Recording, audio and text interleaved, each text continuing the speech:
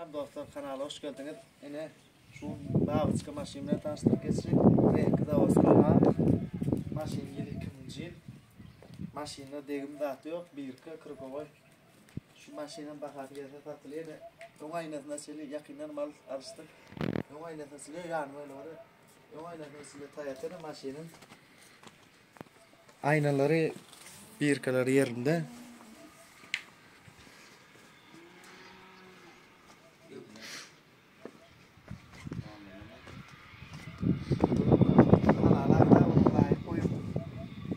Aşağıda nomru belli keser. Kupada mervet kamatariyadan nomru belli ama. Ama karşıda da drondur maşinler. Haydi video oynamadım şu maşin motorun videosunu nomru var. Maşin geldi. İşlerini maçta. Açıklar. Ne maşinin işleri. Tamam evet. İşler varlar arıtıcı maşin. Yağmur mutlu musun? İşte. Ne kapağında maç korkudayım. Ne bu koşuyor kapağında maç korkudayım.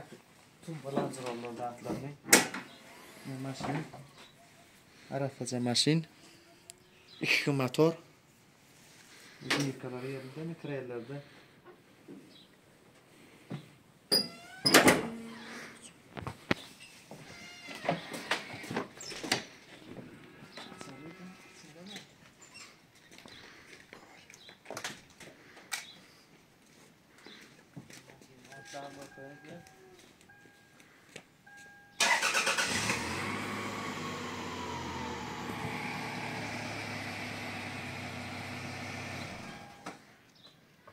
Maşin yağdayım. Ne maşin koymalı aşağı mataryalarda belli. Benzer gerekmeyi Prada mı? Listiska Vatska mı? Dut kelbi mi? Buna şu an araç kuydu sekeriyali. Kanala da on like koyayım. Ne dostlar bagajı maşinin ne bir kasa diğerine ne 4 litrundur Amerikan kolk diye maşin yağdayı batkasılık olan orada da yine işlerim arasacı alarma modunu numaranı aşağıda belli keserin bakatı gelse tatlı tama karşıda da böyle koyun maşinlerin numara vardır ne bir kalır yerine maşin alıkla korkudayım. Maşinin yağdayı probegam 270 geçen. Avtomat karavko.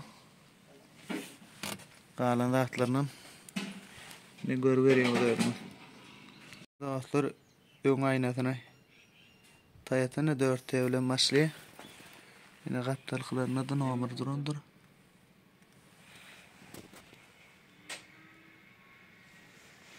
İyi de aynı femmeden kırıp tayatı. Maşin yağdayı alacak odamı tavarlaşayınız. Tüyürleri de atlarım koyu.